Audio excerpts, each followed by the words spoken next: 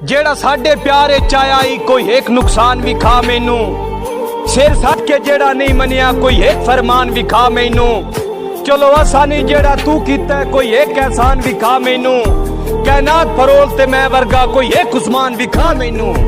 तू ओ ही ने जेड़ा आंदा है तेरे बाद गुजारा नहीं हुंदा। कैनात नु कंड कर सकता हाँ तैथों यार किनारा नहीं हुंदा। कीते ऐ गुलामन नस्लियां दा काम सज्जण खुदारा नहीं हुंदा।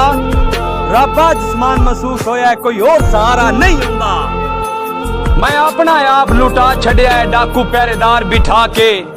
बन दुश्मन लुट दे डर कोई ना उन्हें लुटिया सज्जन बना के। दिलो सज्जन बनाए पर सप निकले रे डंग दाल सर विखा के।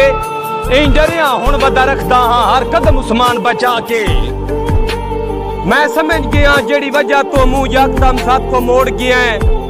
तेरा इंज बदली में दसदा है हाथ और किना संग जोड़ गया है। मैं नीलमाई करजा ताई रासे आज ताइयों नाता तोड़ गया है। चट्टा मार जनाब नूरा पासन जिना मगर उस्मान नु छोड़ गया है। चंगे खून पहचान करा छड़ देन सदा पेड़े च मरदे वेखिन। सावार छुड़ेन दे लाजपालू जिन तली उत्ते धरदे वेखिन। 100 साल उस्मान नी भुलदे काम मेंदे करदे वेखिन। मार वंजण तू बाद लालियां दे झंडे जा जा नजर दे वेखिन।